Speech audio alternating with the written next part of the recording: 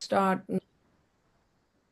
So we in this miracle month of Kislev. It's a month of miracles. One of the reasons why, well, there's two reasons why, at least for Chabad Hasidim, it's a great month because it's the month of healing and healing from health struggles and challenges. So we have our own example of that. But the Lubavitcher Rebbe had a heart attack in 1977 on Simchat Torah. And then on Rosh Chodesh Kislev, he was sort of back to himself. So there was a big celebration about that. Also in Kislev, we know on the 19th of Kislev, that's what we call the Rosh Hashanah of Chassidut, because that's when the Alter Rebbe was freed from jail. And then everything about Kislev, the holiday of Kislev is the Hanukkah holiday, which is light championing over darkness.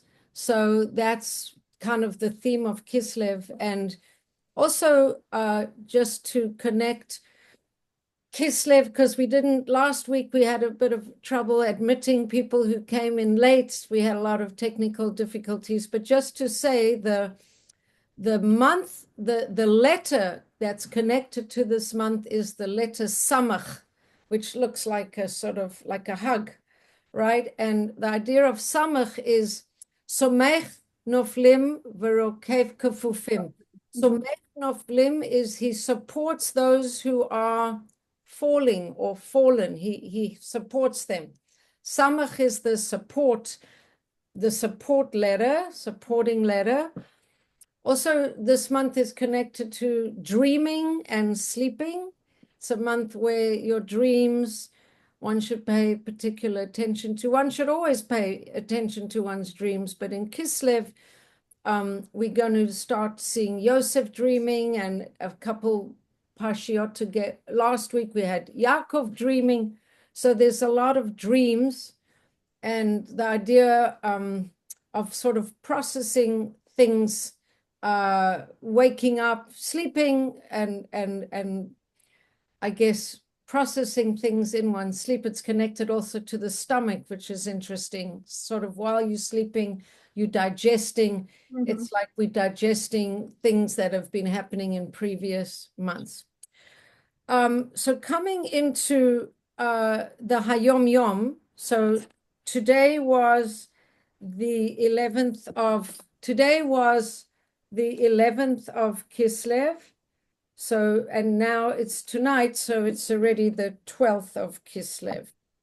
So the Hayom Yom for today is just something that is good to know. That there's a tradition attributed to the Baal Shem Tov that when one hears an uncomplimentary report about another Jew, even if he does not know the individual referred to, he should be pained. In other words, if you hear gossip or something negative about another Jew, instead of saying, "Oh, yummy, yummy, tell me more, I can't wait to get all the gory details," you should think to yourself, "Oh no, I'm feeling sad that somebody's doing something bad." For one of these two is certainly not in a good situation. If what they are saying about the individual is true, then he is not in a good situation. And if it's not true, then the talebearer is not in a good situation. So a person should never really want to hear gossip. So even if you've heard a million classes on Lashon Hara, you've heard the idea that it injures three people, the person speaking, the person who's been spoken about, and the one listening, because he's got to hear this horrible stuff, this gossip about other people. So that's one thing. But here it's saying that even hearing someone else trying to begin a gossip story should make you feel sad and bad. So we don't want to feel sad and bad on the account of hearing any gossip. So that's the first thing. And then something which is going to come into our class very powerfully today is the Hayom Yom for Friday, which will be the 13th day of Kislev. So we just, so I want to share that with you because it's very inspiring. So the previous Rebbe, that's Yosef Yitzchak, he said, my father said, Chassidus changes what exists and uncovers the essence character.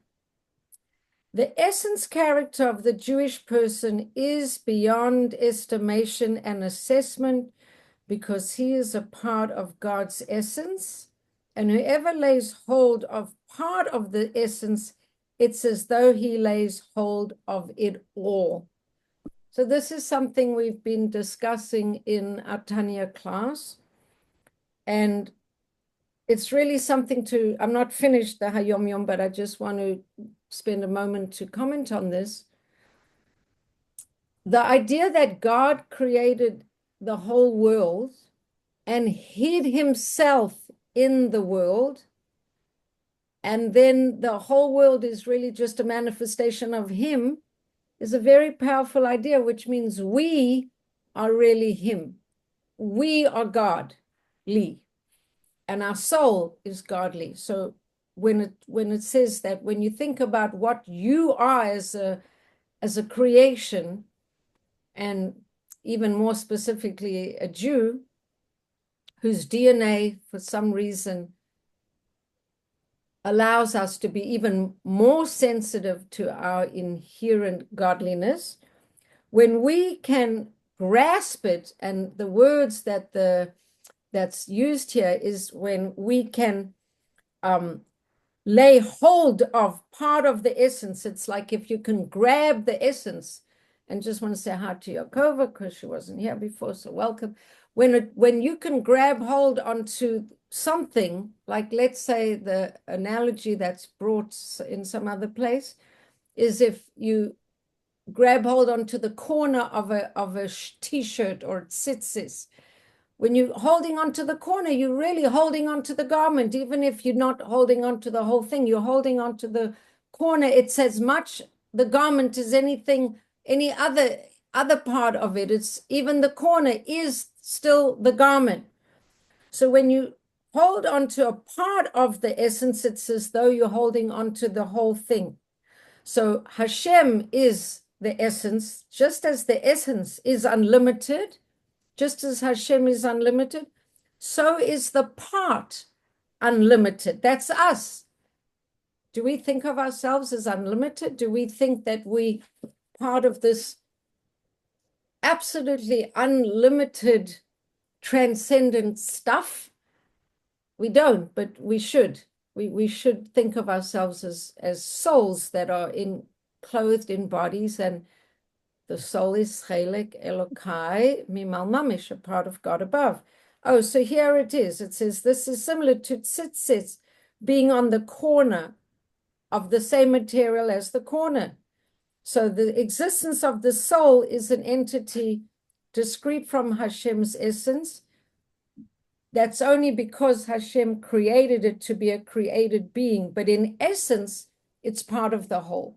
In our essence, we're part of God. And if we could think about ourselves in that way, how, as I've said to one of my classes recently, how would we live if we really could perceive that and live with that as a reality? So that's the Hayom Yom, but that's also an introduction to the Parsha of today, which is how do we live if we think of ourselves in those kind of very elevated terms, that we're part of God and we are godly.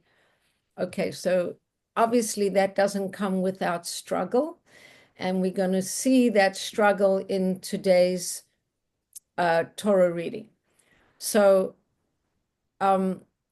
we in the story, the part of the story where a few weeks ago, Yaakov's mother, Rivka, encouraged Yaakov to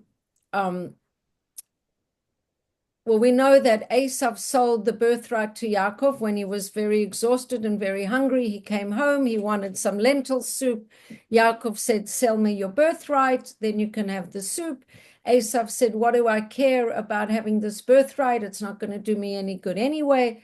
So he said, you can have it. Then Rivka heard Yitzchak asking Esav to go get him some venison, some meat. And when he brought it back, he said, I'm going to give you a blessing. Rivka thought this is not a good idea. Esav shouldn't get the blessing. Yaakov should get the blessing because she believed that Yitzchak didn't really see the truth of who Esav was, that he was somewhat blinded. And why was he blinded? We've also taught that Yitzchak was maybe seeing Esav's potential. Maybe he was seeing to the root of his soul, which really is a very high soul. It's a soul rooted in what we call tohu, not tofu, but tohu. Tohu is expansiveness. It's holiness in a way that's very expansive, but it can also get very chaotic. And it can also, if it's not channeled right, it can be very destructive. But Yitzchak saw this root of Esav's soul, which is a very high root, and he wanted to give Esav the blessings. Rivka, his wife, understood that Esav was not ready for those big blessings, and it would be destructive to give it to him. So she orchestrated that Yaakov should dress up in the garments of Esav, put hairy skins on his arms, and represent himself as if he's Esav. And Yaakov was very clear and careful not to lie. So he said, Father, it is I. And then he said in another phrase, Esav is your firstborn. And then, sorry, it is I, and then pause, comma, Esav, your firstborn. Esav is your firstborn. And then bless me, I have done what you wanted to be done. So Yitzchak gives him the blessing. And as soon as he's finished, Esav comes back. He's now got the meat ready for the blessing, and he gives a great cry. And he realizes that Yaakov came before him, and he wants to kill him. So Rivka says very wisely, she thinks Yaakov should move to another neighborhood, another country. He should go away until Esav calms down. And we know that Yaakov then goes and lives with Lavan for over 20 years. And then he's cheated. He tells Lavan, he meets Rachel at the well. We spoke about this beautiful well last week. And we spoke about the well representing Torah and representing connection to one's inner self, the well of living waters that we all have within us. We spoke about that. And then we spoke about the fact that next to the well were 3 flocks of sheep. So Yaakov, who has the capacity to remove that stone that was sitting on the well, Yaakov is the symbol of every man who can take off that stone, remove the covering to access this depth of the inner soul. He was able to do that, and they watered the 3 flocks of sheep, which we said can represent the 3 Jewish holidays of Pesach, Sukkot, and Shavuos. It can represent one's own Chochmah, Bina, and Da'at. When we dig the wells of our own inner being, we feed our own higher capacity for understanding. It can feed the Kohanim, the Leviim, and the Yisraelim, all the people, all the Jewish people. We gave a lot of different analogies of what these 3 flocks of sheep are that can be nourished from this water of the well. Anyway, Lavan cheats him, and he thinks he's going to marry Rachel, and he marries Leah first, and then Yaakov says, I'll work another 7 years if I can have Rachel also. And we know that after the Sheva Brachot, he could marry Rachel, but he still works another 7 years. And then while he's with Lavan is the quintessential trickster, tries to cheat him in every which way, tries to take away tries to find all different ways to cheat him out of his just wages. But Yaakov is very smart. And when Yaakov realizes, and this is after Yosef is born, because Yaakov marries Leah, Rachel, Bilhah, and Zilpah. And then between those four wives, he has 6 sons with Leah, 2 sons with Rachel, 2 sons with Bilhah, actually 1 son with Rachel, the Benjamin is later, 2 sons with Bilhah, 2 sons with Zilpah. He also feels that Lavan's attitude to him has changed, and it's time for him to head on back to Israel and to go back to his homeland, because Lavan is living in Haran, the anger of the world. That's what Haran literally means. It's a very low place spiritually, and Yaakov is the quintessential trickster who's trying to cheat him nonstop.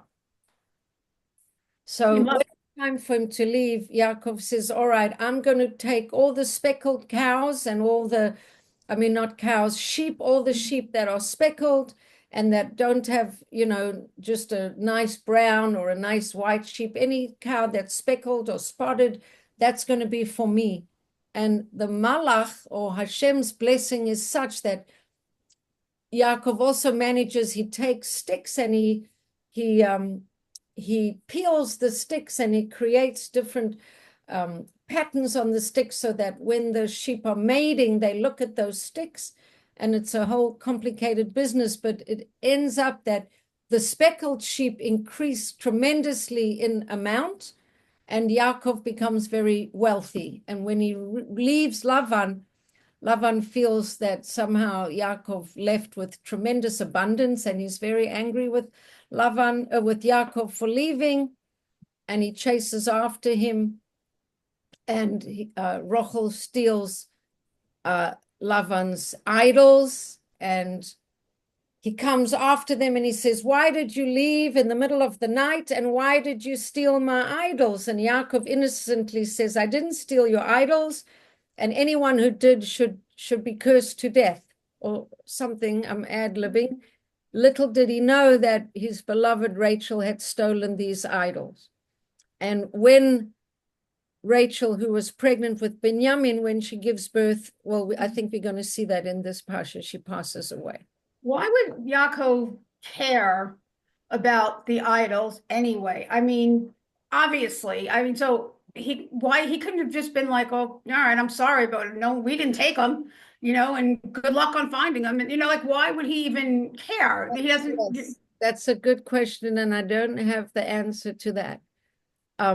But there is a midrash that I spoke about on Shabbat when somebody else said something. Oh, Eliezer said, the first girl who offers my camels a drink, right, is going to be the one that I'm going to know. And the midrash says sometimes when we say these things, Hashem protects us, and sometimes he doesn't protect us. And of course, Yaakov shouldn't have said that. Right. Anyway, now he's on his way back. He dealt with Lavan. Hashem told Lavan, don't mess with Yaakov, don't hurt him, don't injure him, don't even talk to him. He shouldn't have even had the conversation about the idol. And now Yaakov is coming back, and this is our parsha. He's coming back, and he is facing Esav. And so this is where we're up to. He's coming back, and he's going to deal with Esav. And of course, it's very dramatic. So let's look at the parsha, and we will look at the beginning without the Rashi, and then we will go into the Rashi when we get to the part that I want to focus in. So Yaakov sends. So when Yaakov is getting ready to meet Esav, he has a strategy. He sends angels. Rav Dov Pinson says the angels, malachim, they could be messengers, they could be good vibes, they could be, in the Psukim it says, Vayishlach Yaakov malachim. So it could be literally angels, but the way Dov Pinson explains it, it's like positive feelings, positive messages, love. He's sending him good vibes. It's an interesting interpretation. He's sending that to Esav, and he's saying, tell your master that I've been staying with Lavan, and I didn't come home until now. And with Lavan, I now am wealthy. I have cattle, donkey, flocks, servants, and I'm sending word to you, my master. I'm coming to you in friendship, and I want you, I don't want any, I want there to be good things. I'm coming in favor with you. And the angels come back, or the message, or the intuition, or the malachim, to say that Esav is coming towards you with 400 men. So there's an interesting thing about 400. The word 400 is often connected with concealment of light, enemies of Israel. This idea of 400 is some idea of a concealment. Yaakov is very frightened and distressed. And what does he do? He divides everybody that he is with him into two camps, Shnei Machanot, two camps. And he figures if Esav comes to the first camp and he attacks the first camp, then everyone in the second camp will survive. He's not going to attack both camps at the same time. And then he davens and he says to Hashem, God of my forefather Abraham and Yitzchak, you told me, come back to your land and to your birthplace, and I will make everything go well with you. But it looks like maybe my luck's run out. Maybe I'm not worthy of your protection because you've done so much kindness to me. And I crossed the Jordan River, the Yarden, with nothing but my staff. And now I'm coming and I have so much wealth. Maybe I've used up all the good, all the kindness that you wanted to give to me. Please save me, because I'm afraid he's going to come and attack me and my family, the mothers and my children. And you've said that you're going to make things good, and you told me I'm going to have many descendants. So, please come through for me.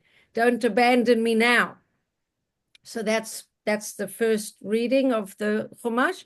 And then it says he spent the night there, and he decided also not just to pray and not just to prepare for war, but dividing his people into two camps, but also to send many gifts to Esav.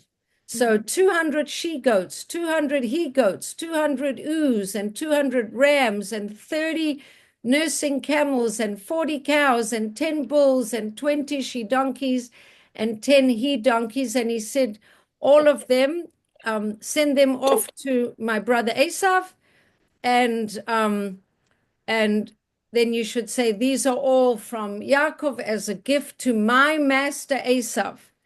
And Yaakov is behind us, and he told everyone to come and say that these are gifts for all his servants who are bringing all these gifts, to say to Esav that these are from Yaakov, and they kind of appeasement gifts. I will appease him with the gift that's being sent. I will face him, and hopefully, perhaps he'll show me favor.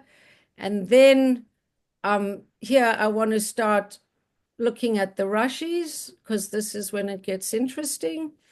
And so he puts all these to the servants, and he says, tell them these are all from Yaakov.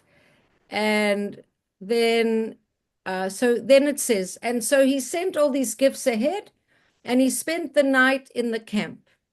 And that night he got up, he took his two wives and the two secondary wives and his 11 sons, and he crossed the Yabok River.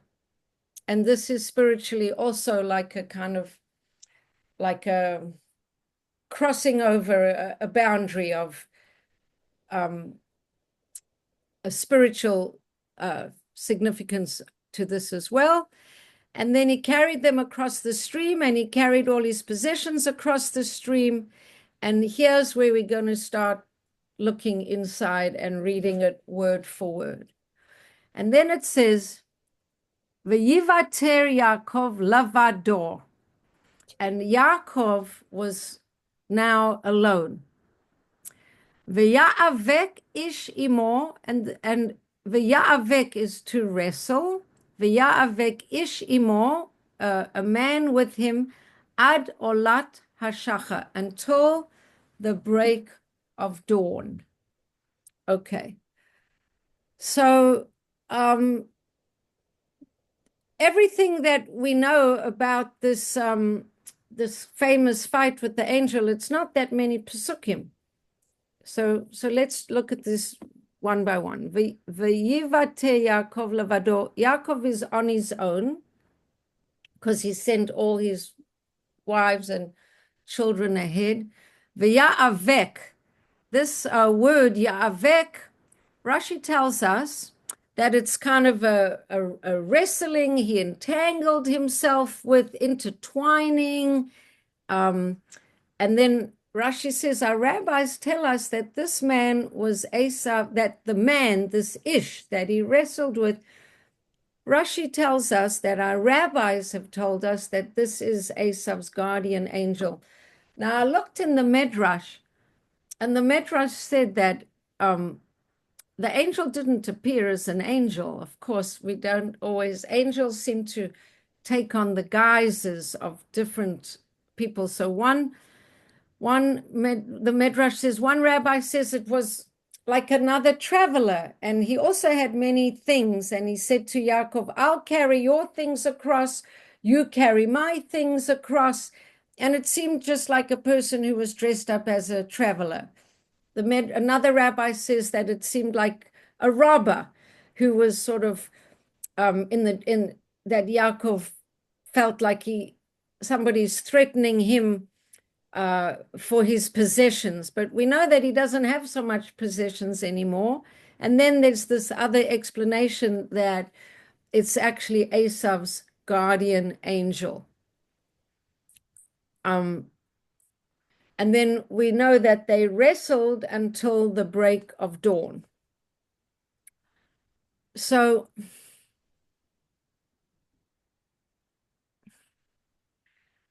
if this is the pshat, this is the story, and I just want to. So whenever we have a story, we have the verses of the story, we have the actual what happened, and then there's the interpretations and the explanations that take the story to another level. So if we take the story to another level, what we have is Yaakov as a prototype of a Jewish person, of the Jewish people for all time, for all history, wrestling and dealing with evil is basically what this wrestling story is. And if quoting from Chana Bracha Siegelbaum, who's really quoting from the Nativot Shalom, she brings out the idea that this whole struggle is really an internal struggle. It's an internal struggle not only with all of the evil of the world, but an internal struggle with the different elements within oneself that struggle. So we've spoken about it before, and I've spoken about it in terms of Yaakov's sense of fear and maybe guilt in relation to Esav. Like, did he do the right thing in what he did around the brachot? Did he have some guilt about that? That's one level of understanding this. But another level of understanding this is much more deeper. It's Yaakov as a representative of every man struggling with the forces within himself that want to oppose his connection to holiness and his connection to the light and his connection to truth and his connection to having a neshama that's not tied up in ropes, unable to function. Because really that's what a lack of freedom is when we're not free to follow the messages of our soul, so to speak, right? So what Yaakov is doing here, first of all, the life of a Jew is a struggle. The life of any person is a struggle. The life of every person is a struggle. You can lie in bed and be lazy and watch Netflix, or you can get up and go exercise, or get up and go visit somebody who needs a visit, or get up and vacuum your house. Sometimes you're struggling with those different parts of you, the part that wants an easy life, or the part that wants something more fulfilling. I actually just saw this thing today. Somebody wrote this poem, and I don't know if I'm going to find it, because when I read it, I didn't realize that it was such a profound thing. But it basically, I'm not going to find it now, but it's like you can choose. You can have an easy time, or you can choose to struggle and then feel accomplished. You can have a lazy time, or you can overcome your laziness. And, there were many different examples of that. But the life of a Jew particularly is a life of struggle. We struggle to assert our soul. We struggle against all those external enemies, of which we know there's quite a number. And so Oh, what Hannah Bracha was saying, and I think everything she was saying is really, like I say, quoting from the Netivot Shalom, is that Yaakov is wrestling with Lavan, the values of Lavan, and the values of Esav. And I'll tell you why. So each one of them, these are Yaakov's enemies, each one of them represents a different kind of klippa. So klippa, Karen knows what klippa is, because we spent a number of classes even defining and talking about klippa. Karen, are you there? she's there. Karen, are you there? Are you there? I remember at the retreat we had what was her name? She spoke about it. I really like that too. She gave a whole class on it. Okay, so what is klippa? It's not confinement, but like not your what was the word that she used? Your constrictiveness or Yeah, some version. yeah, you're very good. Sorry, I couldn't click off. Oh, I think you meant it like I think Sandra said it right, but I always kind of look at it like a drape over something, that you can't actually like see that connection because it's covered. right. And technically we usually talk about it like a shell. Clipper is like a shell. So if you think of, I love the example of a tangerine, for example, or a nut. So the clipper is the shell, and you have to take it off to get to the good fruit inside. So anything that is going to be a shell to our connection to holiness is going to be a clipper. So Lavan is a particular kind of a clipper, and Esav is another kind of clipper. So let's look at the differences. So Lavan's clipper is he doesn't have faith, doesn't have faith in anything bigger than himself. His clipper is a lack of Emunah. So Lavan uses idol worship with certain things to manipulate reality according to his own will. In other words, he's got a big ego, but the thing about him is that, and this is also interesting because a lot of us struggle with our own desire to control reality. Lavan is the ultimate control freak. He wants to control reality, but he wants to control reality so much that God doesn't exist as a reality for him. The only thing that exists for him is his own will and his own power. And when Yaakov is leaving and Yaakov is saying, look, Lavan, I worked for you for 20 years, over 20 years. I've more than paid my due. I worked 7 years for Rachel. Then I worked another 7 years because you made that be about Leah. So I had to work another 7 years for Rachel. And then I still stayed another 6 years just working and helping you and everything. While I was a shepherd, not one single sheep or anything died under my care. I gave you great service. What does Lavan say? He says, the daughters are my daughters, the sons are my sons, and everything you see is mine. Now, we had another person in history who sounded just like this. Do you remember who it was? Paro. Paro. Paro said Who? almost the same thing. Paro Mhm. said, the river is mine. Paro. I'm the, Right. it's all I me. created it. I'm just God Right. here. I created it. I'm me. So this is why the Pesach Haggadah says Lavan wanted to uproot everything. This alludes to the Emunah within a Jew. Lavan is the opposite of trusting God. He's like, it's all my effort, my power, things are mine, and I just try and use my idols to, do what I want. So he's the quintessential control freak. So lack of faith. That's a different Lack of gratitude. Mhm. Sorry, Linda? Lack of gratitude. The ultimate narcissist. Right. Yeah, yeah. Very narcissistic and very ungrateful. Yes, both of those things. Esav, on the other hand, it doesn't stress that he doesn't believe in God or he doesn't True. believe. What's Esav's klipa is Ta-avah. Anybody know what the word Ta-avah means? Ta-avah. Is it like an arc? Or does it come from Teva? No.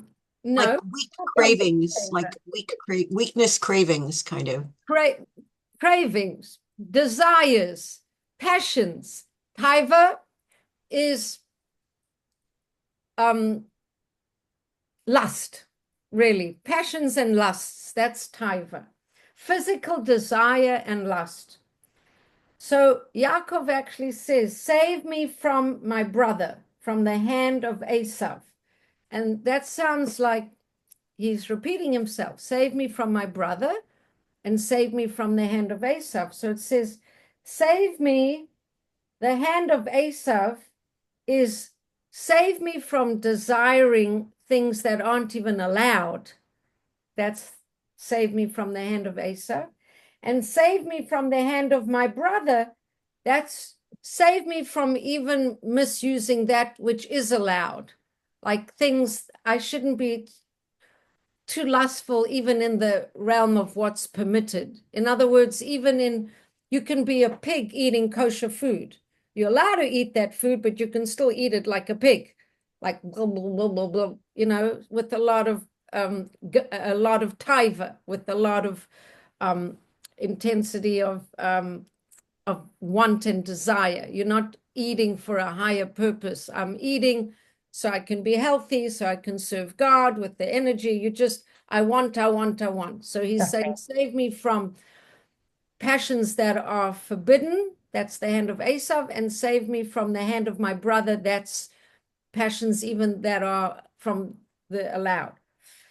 So Yaakov's struggle with Esav gives us guidelines for how to struggle with our own negative impulses. And now the rectification for the Yetzer Hara is through the words, and the sun shone for him. So let's come and see what happens next in the story. So we're in the middle of the story, and what happens? Yaakov is on his own. Esav's guardian angel assumed the form of a man and wrestled with him until the break of dawn. Ad olat hashachar, until the beginning of Shachar. Some people have a name Shachar. Yeah. It's Shachar means dawn, basically.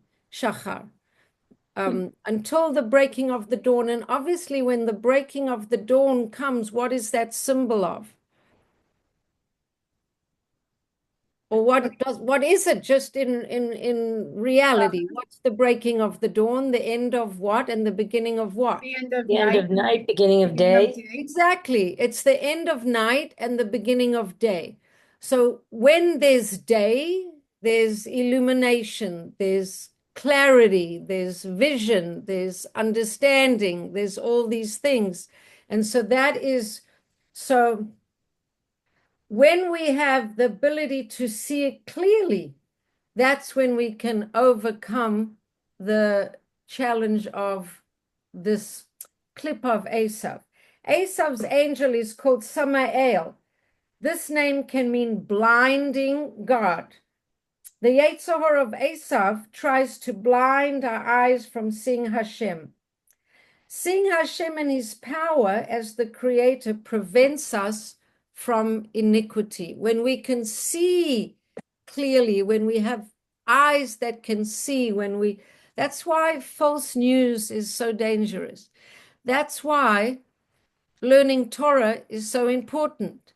That's why knowing where you're getting your information from is so important, because it's really important to see clearly what's going on. And if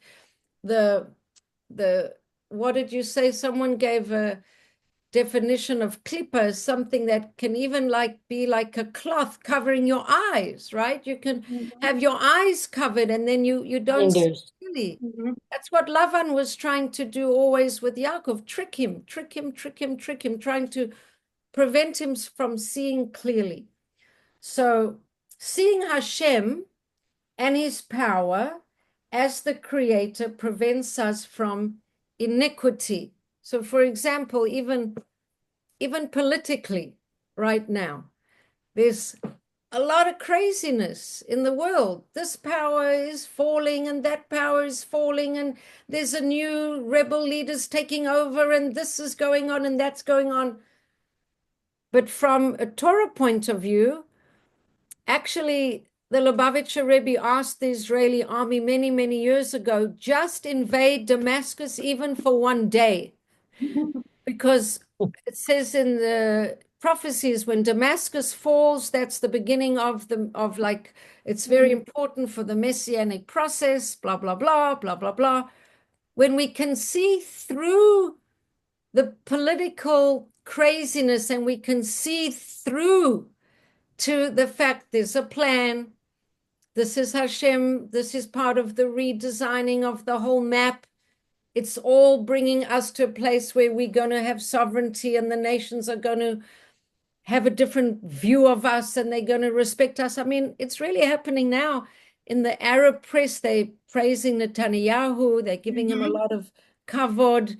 The Arab nations that think very highly of Israel. It's amazing how things are turning around. When you don't have a godly perspective, or you don't know about some of the prophecies, you could be caught in a lot of fear and a lot of anxiety and a lot of nervousness. But if you have that perspective of connection to the light, then you don't have to get into fear. Fear is a big weapon of the Yetzer Hara. So when our eyes are open to Hashem's light, the darkness of the desires of this world fade and cease to attract us. Therefore it states, a man was fighting with him till daybreak, until the illumination of the light. Experiencing Hashem's light empowers us to overcome fear and not to fear Esav's angel. I just want to go back to something that we said in the beginning, and I want to just share for another minute from this beautiful story, which is such a symbol. When it says, Vayivate Yaakov lavado, that he was alone. So one of the ways that he was alone, what does it mean? One of the ways that Chana Bracha explains that he was alone is that he prepared himself. So this is an interesting thing, right? On the one hand, we're reading about Yaakov having a fight with an angel. And we can say, was the angel another man who seemed like a traveler? Was he a robber? Was he a bandit? Was it a malach? Many of the Rabbonim say it was Esav's angel. But there's another way of looking at it, as I've already said, that it's this internal struggle against things within ourselves, our fear, our Yetzer Hara. What is the Yetzer Hara for ourselves? It's not Esav, it's not Lavan, but it's aspects of them in us. a part of Lavan that's the control freak in us, or a part of Esav that's too attached to our physicality or to our way of our comfort zone or our habits or something. So the explanation that he was alone, Yaakov prepared himself for prophecy. What does it mean he prepared himself for prophecy? Let's say you're a meditator. How do you prepare yourself for meditation? What do you need to do if you're going to prepare yourself for a meditative journey? What do you need to do? And I'm asking you a question. Clear your mind, take deep breaths. Clear your mind, take deep breaths. What Find else? the right quiet spot. Find a quiet spot. Don't have distractions. Be able to go Inside. into yourself, right? Be able to go deeply into yourself. So what our sages tell us is that what he did is he was able to remove, the external parts of himself, so his soul could engage with the upper spiritual, with his higher self, with his soul, with the deeper levels of himself. That's what he needed to do, this deep inner journey. So when it says he was left alone, he left his physical self a little bit alone, and he connected deeply to his more spiritual self, the way a person does in a meditative journey. And then it says this malach, or this person, this energy, was wrestling with his body. So the Malbim explained that what Yaakov did is he had to remove himself from all his bodily concerns, let's say, and remove himself from his physicality. And this aspect of Esav is trying to prevent him from doing that. Here he wants to meditate and connect to his higher self. And the Esav part, the materiality part, is saying, you need to go get tea right now, or wiggle, change your position, or switch on the air conditioner, or get a sweater. Or anyone who's trying to meditate knows that somehow suddenly you want to scratch your nose, you need a drink, you suddenly feel maybe you'll meditate better if you have your cup of coffee. All of these physical things are suddenly coming to try to draw you away. And then there's a beautiful thing, and this is very, very deep, that the Talmud teaches that the dust, let's just look at this Rashi again, of this thing here, the dust. V'ya'avek. So it says, oh, it's not over here. It's not over here. But when it says, because Ya'avek, there's also a man, right? Menachem ben Saruk explains this to mean V'yit aper ish, a man covered himself in dust. V'ya'avek, in a sense of avak, dust. They were raising dust with their feet while they were wrestling. So somewhere else it talks about this dust that they were kind of, wrestling in Middle Eastern, dusty pathway on the dusty road. So the dust is being churned up. So that's also connected to the word v'ya'avek, which is connected to dust. So while they were wrestling, they were churning up the dust. But on a more spiritual sense, it says that this struggle, the dust, so to speak, reached all the way up to the Kisei HaKavod, to the throne of glory of Hashem. What does that mean? So I'm going to ask you, what does it mean that this struggle between Yaakov and Esav, this dust that they were kicking up, this dust reached all the way up to the Kisei HaKavod? What do you think that means? And it's a hard question. It's not an easy one.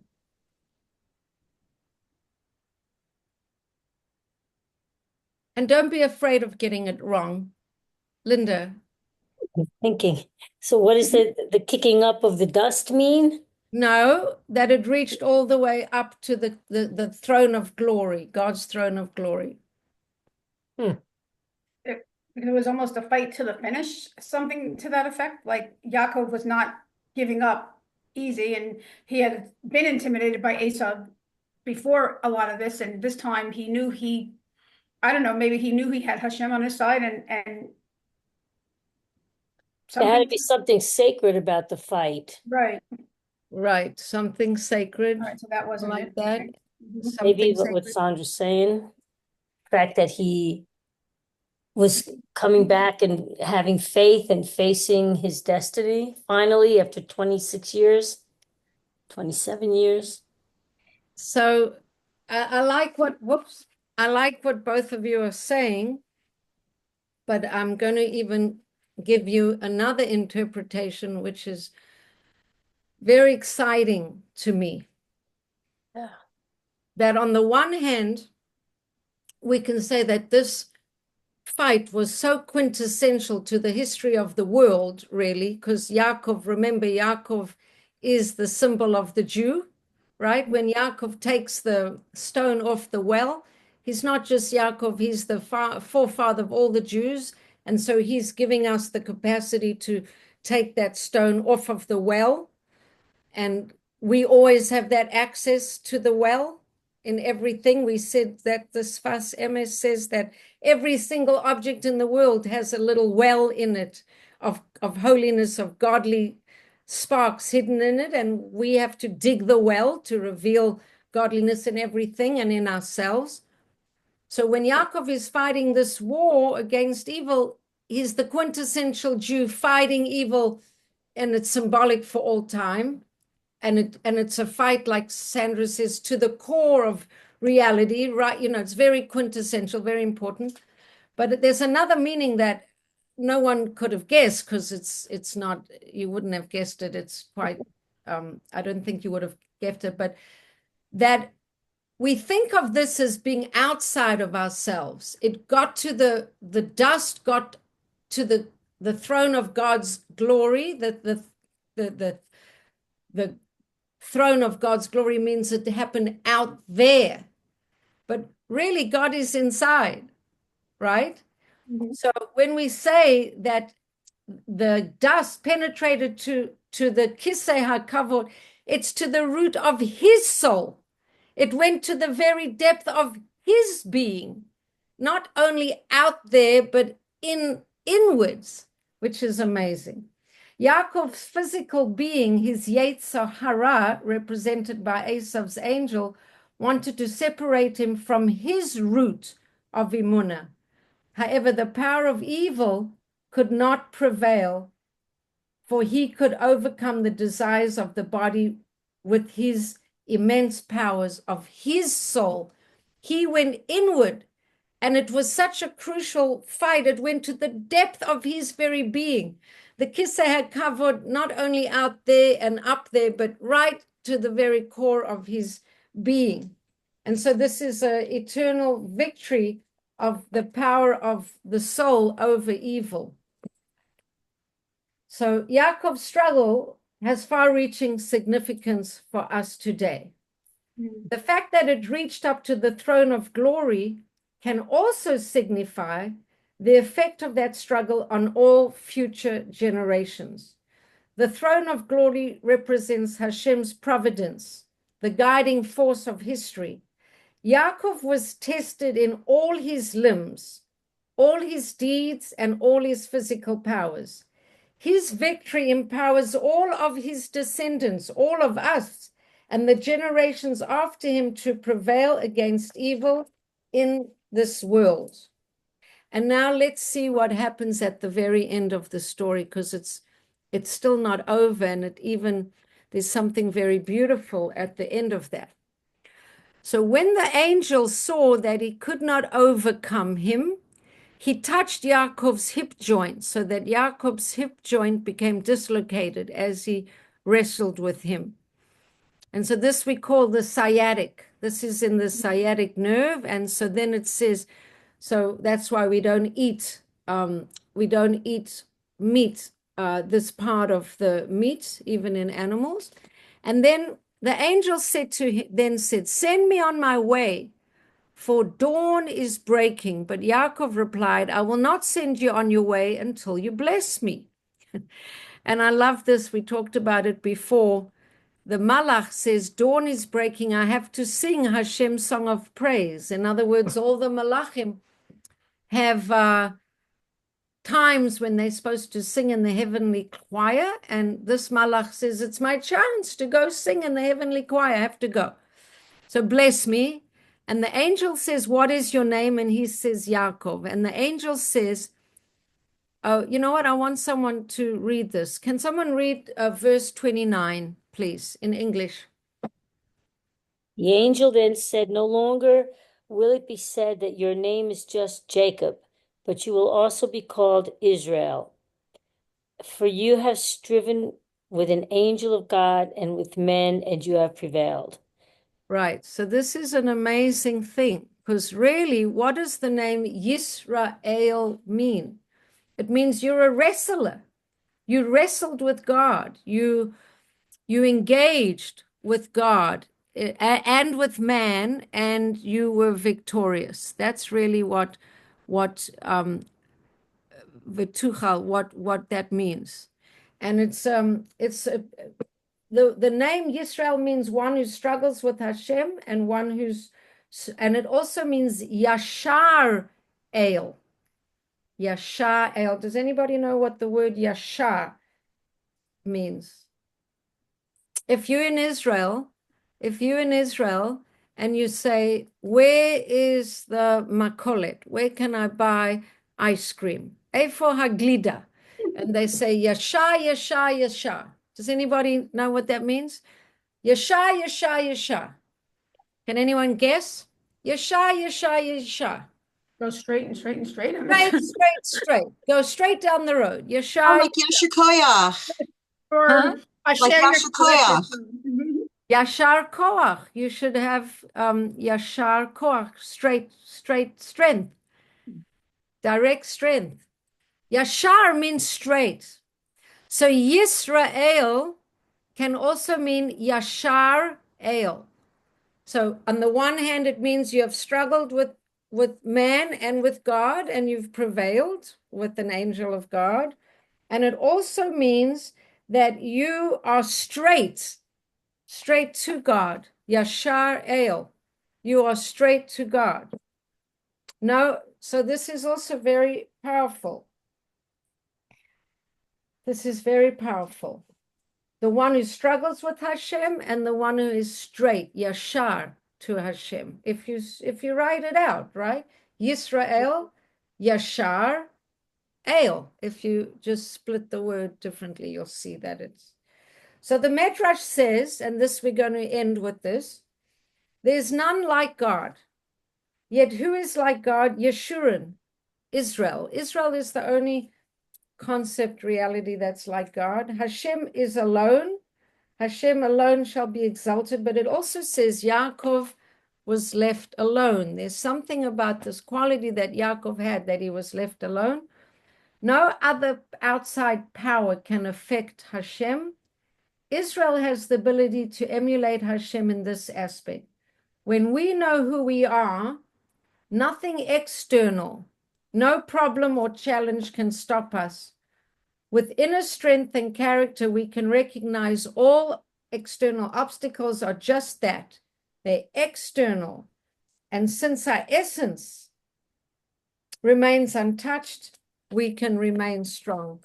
So when Yaakov was alone, he connected to his essence. He stripped away everything that wasn't his essence, and he was alone, connecting inwards, and that's what gave him the power to defeat the negativity that was represented by this angel, by these klipot, by these energies.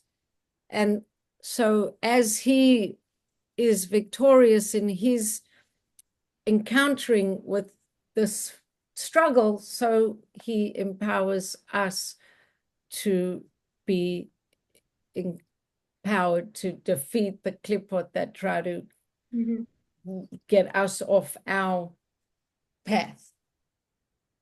And so that is what I have for you tonight, ladies, and I'm you. ready for comments and questions. Any more One thing, questions? Yes. you said that when he was going back to Esav, he sent his wives and children first. No, I didn't say he sent his wives and Oh. children.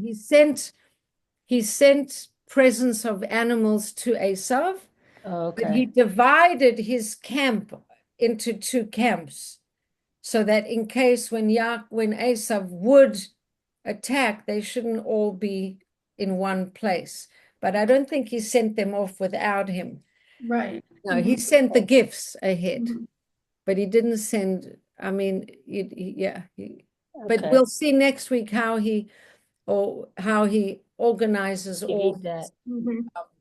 his wives and his children and everything when he does in fact meet with Asa. Okay. It's actually not next week, it's later on. Is it later on in this Pasha? I think it's later on in this Pasha, where we only it's later on in this Pasha. It's not Okay. next week. Yeah, because this is only it's later on in this Pasha that he does divide his group, and he sends he puts them in a special order, his children, but he hasn't sent them yet. He just divided them into two groups. You know, which is the irony is that Esav wants to see him and reunite, and on the same token, the next day he'll be like, "Yeah, but I still want to kill him." You know, He's it's not crazy. sure how to Right. how to deal with Esav. But then I'll tell you, Dovbe Pinson. Mhm. Pinson says that he sends all these messages and he sends all these gifts and he bows down to Yaakov Mhm. 7 times, and that actually they do have a coming together, and they Right. Mhm. do end up, there isn't a war and there isn't animosity, and his conclusion was of renunciation of their coming together. I just want to get you Dovbe Pinson's conclusion. Just wait one more Yeah. second. I just want to read it. No problem. I just want to read it. No, that's great. I thought he wanted to kill him even after they met up. That's what I remember, but you know. Brotherly hate. What? Brotherly hate. Yeah, that's what I thought. It was still there even after even after they met. So want Yeah. to hear the How did your banana breads come out? fantastic. Oh, wow. Yeah, What kind great. of flour do you use?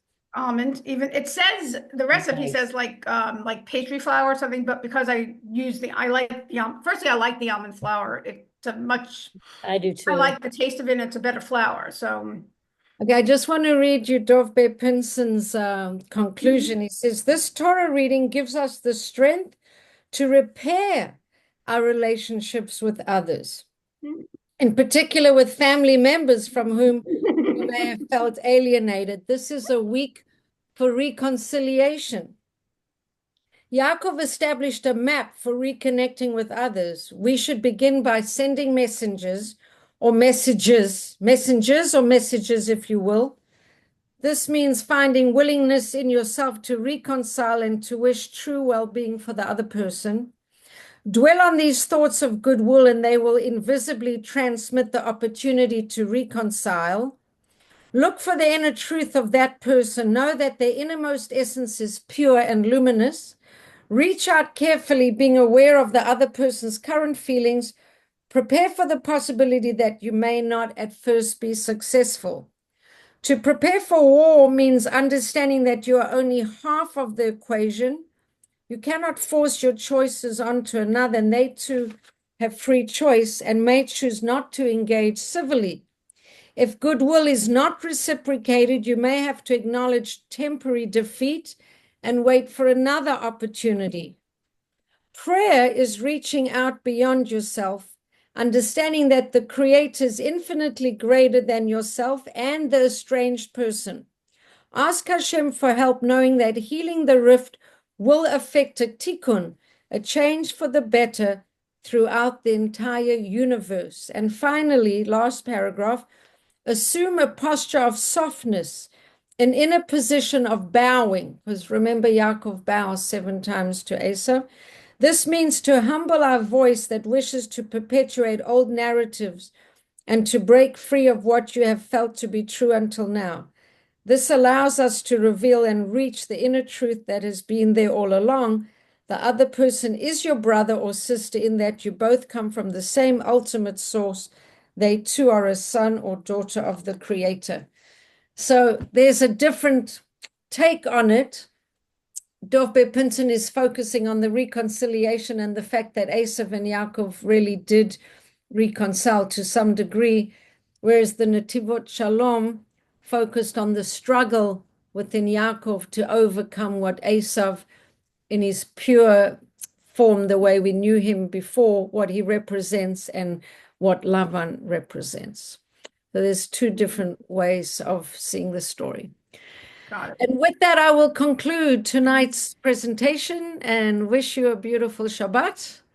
And So, yes, Thank you. so thank you for joining me. And Mhm. thank wish you a you. beautiful evening. Yep, thank you. Okay, Good all night, the best. everybody. Bye.